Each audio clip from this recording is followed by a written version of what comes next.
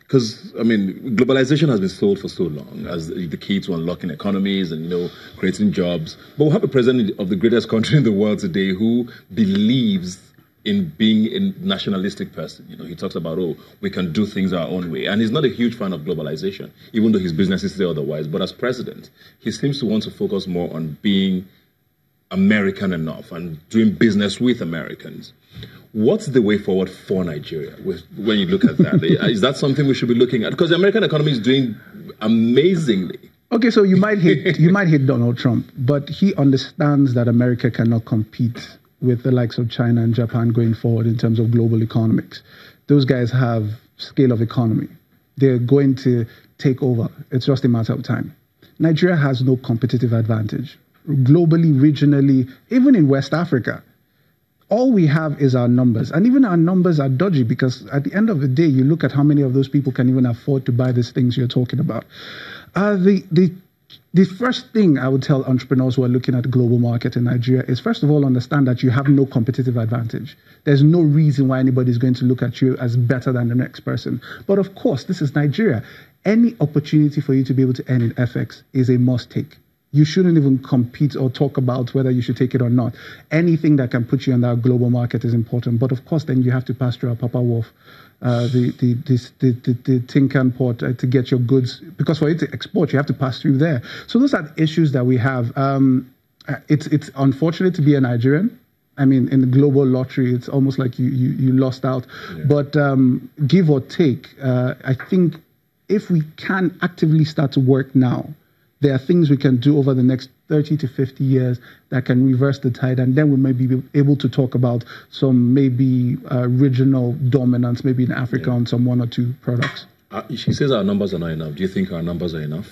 No, I don't. I mean, I was just going to echo his points on competitive advantage, because as soon as you brought up that question, that's exactly what I was thinking. So I have this conversation all the time with my clients, with my colleagues, and then that's exactly what we point to. So if you look at the countries that have been able to lift millions out of poverty, if we sort of link both, look at India, for instance. India recognized that we had the people. So what happens is we can actually build capacity, and then what's happening now is that they have a very strong business process outsourcing industry, right? And then we've talked about how we can try to do something like that in Nigeria. So I think that as a country, and even as a region, right? So regardless of how protectionist a country wants to be, if you are offering them competitive advantage, offering them goods, services, quality, at you're offering them quality at a cheaper rate, they'll definitely do business with you. So basically what I think as a country is we have to start positioning our business and, not just think about our businesses locally. Just like Tunji had mentioned, for you to be able to earn in FX, you also have to position yourself as a brand, as a business that can earn in FX, right? You have to be competitive. So from day one, when we're structuring our businesses, from the support we get from the private sector, from the support we get from the government as well, we have to think about, these are businesses we want to put on the map. And then as a country, we have to think about what's that thing we can do with ease? What's that thing that we can do and people can recognize us for it?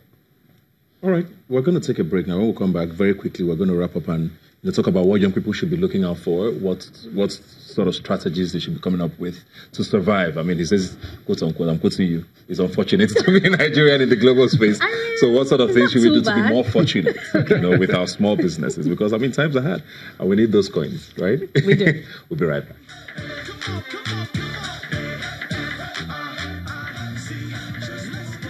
All right, welcome back. We're here talking about Nigeria's economy, talking about how to hopefully get us out of poverty, and we're just going to run up the conversation now, like I said before the break. What sort of things should young people be doing and thinking about? I know it's a tough market to start up a business or even run a business that's already started. What sort of things, strategies do you think we should be doing? You say you advise SMEs, I know we're not paying you for consulting here, but what should we be looking at?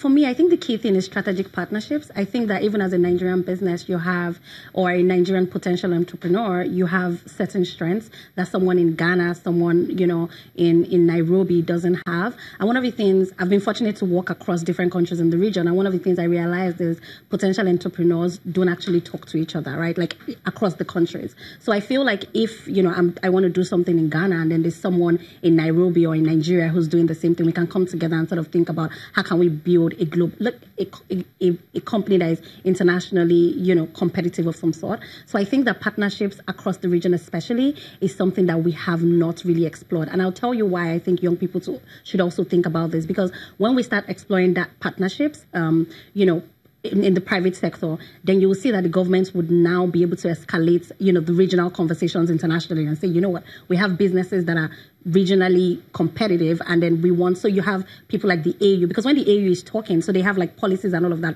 but they don't have examples that they can put on paper, right, to say this is working on the continent and we want to escalate internationally. So I think that if young people across the region can start thinking like that, and then it would help us enable us to have that conversation internationally as well. Yeah. Andrew?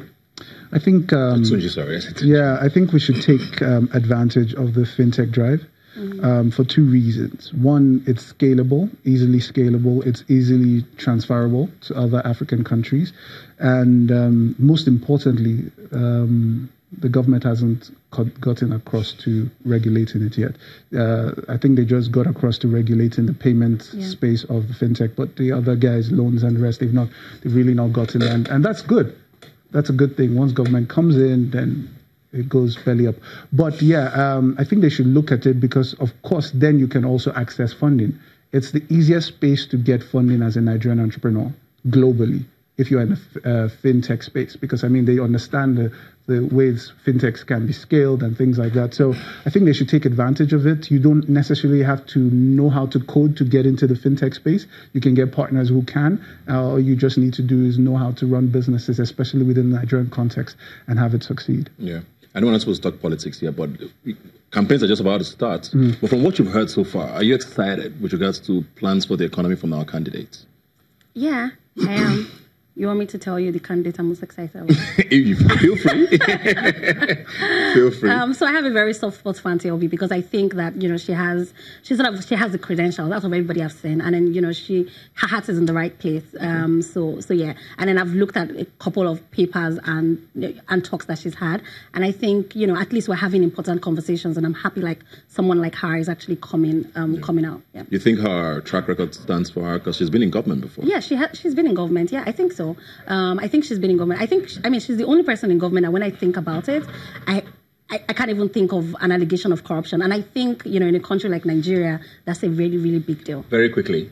I've gotten to speak to Kingsley Moghalu, and actually, his mind captures the issues in the holistic point of view.